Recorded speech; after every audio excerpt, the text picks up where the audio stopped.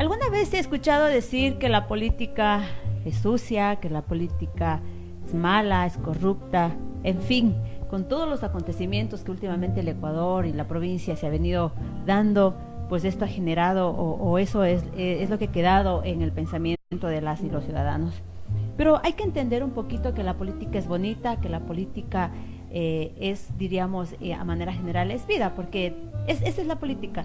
Y para hablar un poquito y entender sobre este tema, aprender que la política no solamente se centra en una candidatura, sino más bien saber cómo comportarse, saber cómo dirigirse, bueno, en fin, conocer ciertos temas es lo que queremos hablar en esta mañana, cuando hemos invitado a Polo Lascano. Abogado Polo Lascano, bienvenido, gracias por estar con nosotros. Sabemos que ahora estás fuera del país estudiando, sacando una maestría, considerándole a la política como algo importante en la materia para poder traer esos conocimientos acá a la provincia, a la ciudad de Puyo en el tema político.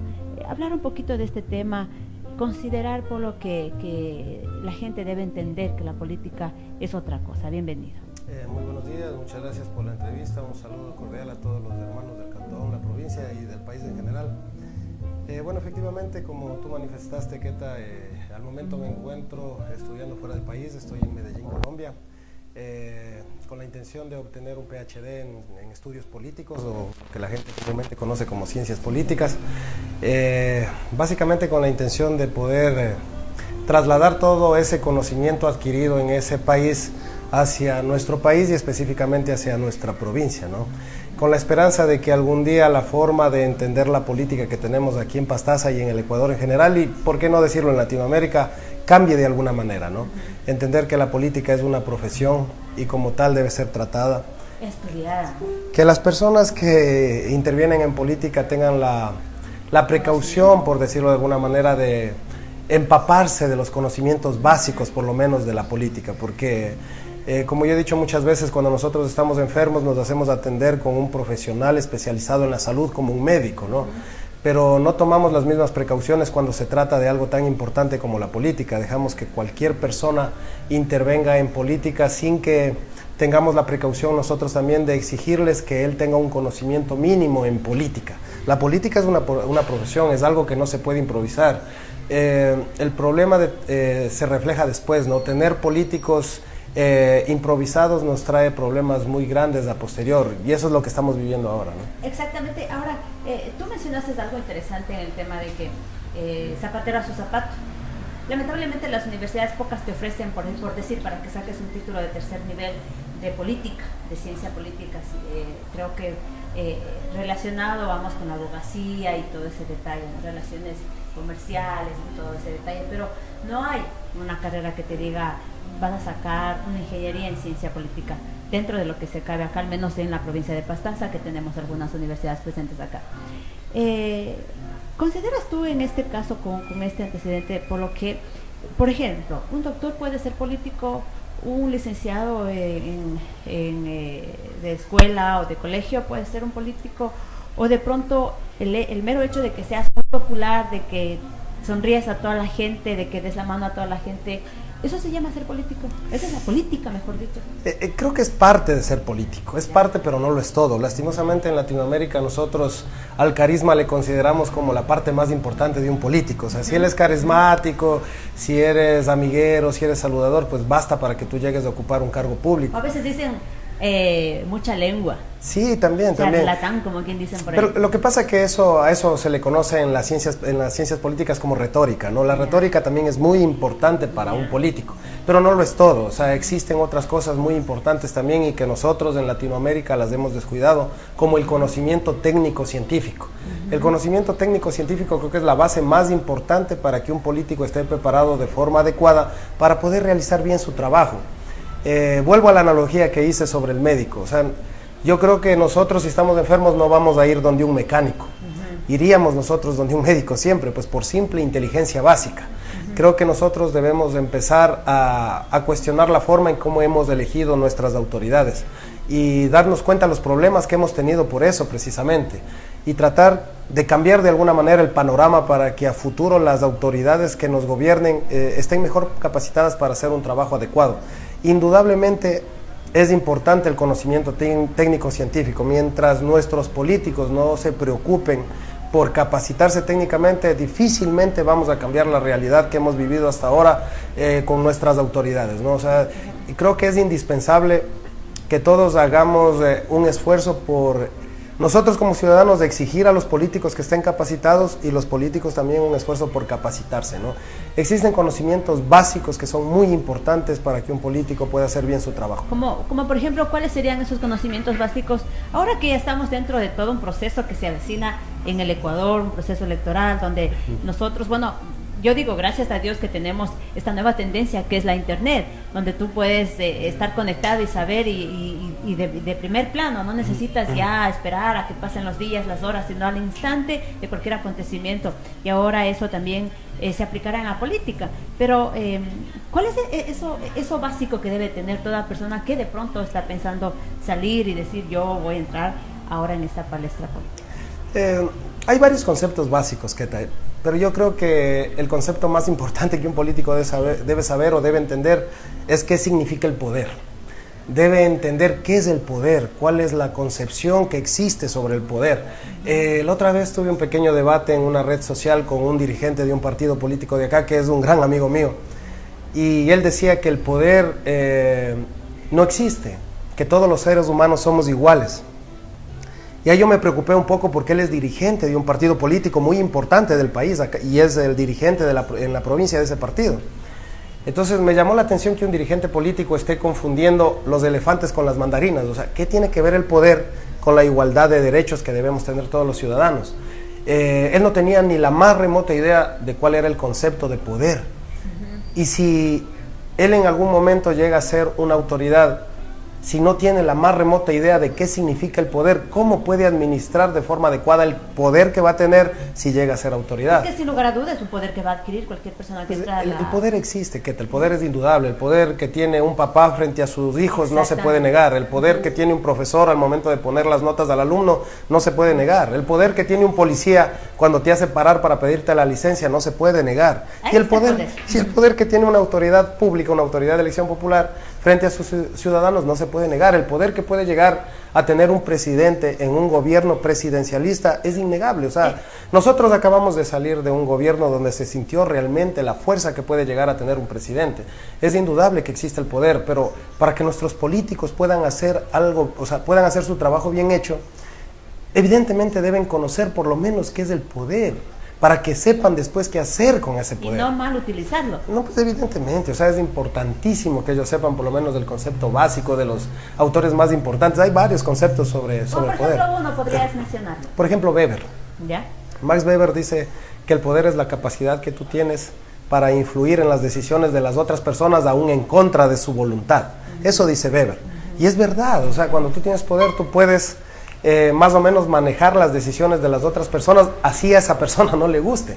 Y eso es lo que dice Weber. Cuando tú ya más o menos vas entendiendo qué es el poder y cómo se va estructurando el poder y cómo se han ido construyendo instituciones y organismos alrededor de ese poder, pues es más fácil que tú puedas hacer un trabajo adecuado, ¿no? Al momento que estás al frente de alguna institución y mucho más al frente de una ciudad o al frente de una provincia.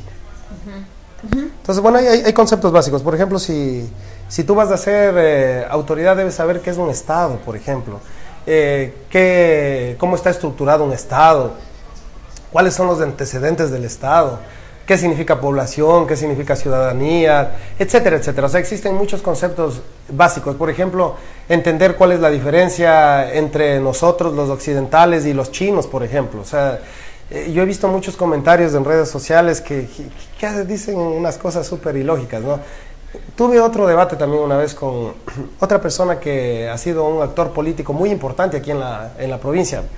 No vale la pena nombrarlos, ¿no? Pero sí hace referencia como para poder imaginar y saber qué es lo que está pasando actualmente aquí en la provincia de Pastaza en el tema de la política. Sí, bueno, es un profesional en derecho que yo admiro mucho como profesional, pero a mí me preocupó un poquito porque él estaba proponiendo la idea de salir del sistema democrático en el que vivimos.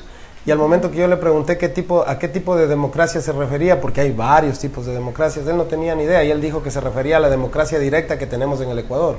Cuando en el Ecuador nunca hemos tenido democracia directa. La democracia directa existió en Grecia hace 3000 años. En el Ecuador no existe democracia directa, sería imposible que exista democracia directa. Entonces, ¿cómo quieres cambiar una forma de gobierno si no tienes la más remota idea de lo que significa esa forma de gobierno? Indudablemente, para poder hacer un buen trabajo, por lo menos debes tener un conocimiento básico sobre lo que quieres cambiar, sobre lo que quieres corregir, sobre lo que quieres mejorar. Y vuelvo y repito, es hora de que nosotros podamos, o ya le empecemos a tomar a la política como lo que es realmente una profesión, ¿no? Esa es la diferencia entre nosotros, los latinoamericanos, y los países desarrollados. En los países desarrollados sería impensable imaginarse que una autoridad llegue a ser autoridad sin tener el conocimiento técnico científico en política, ¿no? Es muy importante que, para mi concepto, que ya nosotros empecemos a tomar muy en serio la política, porque al fin y al cabo, cuando elegimos una autoridad, esa autoridad va a influir sobre la vida de todos nosotros. O sea, las decisiones que tome una autoridad, sean erradas o sean acertadas, va a influir sobre nuestra vida, indudablemente. Ahora, Polo, ¿cuál es tu lectura o tu opinión respecto a que acá en Pastaza, bueno, en todo el Ecuador mismo, para el momento de llenar, sería el término, o cubrir todo el cuadro que te pide el CNE para las candidaturas, como por ejemplo, solamente se enfrascan o buscan los principales, que son prefectos, que son alcaldes, que son concejales, pero para buscar las otras alternas, solamente buscan, no analizan nada los que están al frente de los partidos políticos y se los considera como relleno, ¿no? Y a veces ha resultado, a veces han ganado, otras veces no, pero ¿está bien esta forma? ¿Eso es política? Es parte de la política, Keta, lastimosamente es parte de la política. El padre de las ciencias políticas es Maquiavelo. Hay un libro muy bonito que escribe él, y chiquitito, yo les recomiendo que se lean, que se llama El Príncipe. El Príncipe es el libro que escribió Maquiavelo. Entonces Maquiavelo ahí te da las pautas de cómo poder llegar a gobernar. Ahí están, señores políticos, ustedes que están ahí listos para entrar en esta palestra, en esta contienda política, en esta democracia, fiesta democrática que se viene ya en el país. Pues ahí están las pautitas, ¿no? Ahí a leer estamos El dejando, a leer, póngales a leer. A leer El Príncipe. Y ahí, volvemos a repetir el nombre del libro. El Príncipe, es un libro chiquitito a los para que se da. Conviertan ustedes en príncipes también.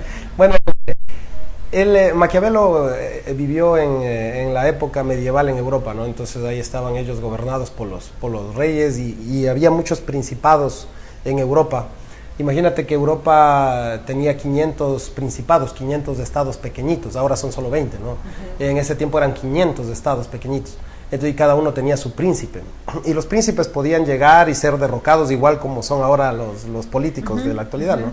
Entonces Maquiavelo escribió un librito de cómo llegar al poder y cómo mantenerte en el poder, y por eso a Maquiavelo se le considera como el padre de la ciencia política, porque fue el primero que tomó o se puso a pensar cómo se debería llevar la política, ¿no? O sea, y por eso viene ese término maquiavélico, porque para Maquiavelo el fin justifica los medios, o sea, es válido todo lo que hagas con tal de que llegues a obtener el poder, y creo que nuestros políticos, sin haberlo leído, es lo que hacen, ¿no? Por de pronto inercia, ¿no? Sí. De pronto, creo que es más por la pasión que le ponen también, porque sí hay personas que le ponen pasión a la política, se entregan tanto, en este caso, a cualquier candidatura que estén postulando, y ahí es donde tal vez con conocimiento o sin conocimiento de pronto hacen lo que tú estás diciendo ahora. Sí, claro. Claro, y bueno, también hay que darnos cuenta que en Latinoamérica, lastimosamente, a la política se le ha considerado como un negocio. Es el negocio más rentable. Pensamiento que se terrible, o sea, la gente piensa que va a llegar a ser autoridad y de la noche a la mañana se va a convertir en un hombre millonario, o sea, tienen en su mente salir de la pobreza con la política, y ese es un problema grande también, y que debemos tratar de cambiar. Yo creo que no existe solución a corto plazo, pero creo que sí debemos de empezar a dar los pasos indicados para cambiar esa realidad que vivimos, Pero ¿no? yo pienso, por lo que esto se da o se ha escuchado, es porque realmente se ha visto que personas que han entrado y están siendo parte de la política tienen sus buenos carros, sus buenas casas. No se dice que no, pero eso es lo que se va reflejando más que el accionar en obras, más que el accionar por el bienestar de la ciudad, de la provincia, del país, de lo que sea. Pero se ha visto esto, y por eso la gente quizás piensa y dice, no, pues el político entra lo que quiere, se va a enriquecer, va a robar, y en fin, o sea, mira, ¿qué tal? Es algo importante también entender que los seres humanos somos egoístas por naturaleza, es la parte básica de todo ser vivo. El ser vivo lo que quiere es continuar vivo, y al querer continuar vivo, pues evidentemente es un ser egoísta, ¿no? Los seres humanos, como somos seres vivos, somos egoístas, y eso no nos debemos olvidar. Entonces, más bien cuando venga un político a vestirse de mártir o a darnos un mensaje como que él fuera el Mesías o el Salvador, el casi primo hermano de la Madre Teresa de Calcuta, a ese tipo de político nosotros debemos correrle, ¿no? Creo que nosotros debemos madurar también como sociedad y tratar de más bien darle cabida al político que viene con propuestas serias, no al que nos abraza, no al que nos sonríe, no al que nos regala una libra de arroz, no al que se viste de mártir, no al que inventa toda una novela pues para levantar su popularidad. Eso no necesitamos, ya hemos tenido mucho de eso. Eso es lo que más hemos tenido en el Ecuador, en Pastaza, ¿no? Y hay que ver qué resultados nos ha dado. ¿Por qué vamos a seguirles dando cabida a ese tipo de político que lo único que ha causado es mucho daño, ¿no? Entonces, creo que ya es hora de que en la provincia empecemos a trabajar para que cambie la realidad a mediano plazo, ¿no? Para que los políticos que vienen a futuro pues vengan a mostrar cosas diferentes y por lo menos exigirles que tengan un conocimiento mínimo en lo que es política, por lo menos. Sí, ¿no es cierto? Debemos exigir, estar ahí pendientes, alertantes en todo este detalle. Y claro, el momento que tengamos la oportunidad de conversar con las personas que están en la política, hacerles un testito así como de prueba, de examen, cosas básicas como mencionabas tú, por ejemplo, ¿qué es para usted el poder, señor candidato? Y ya teniendo conocimiento de causa, pues saber y ahí poder nosotros entender o conocer a qué nivel están.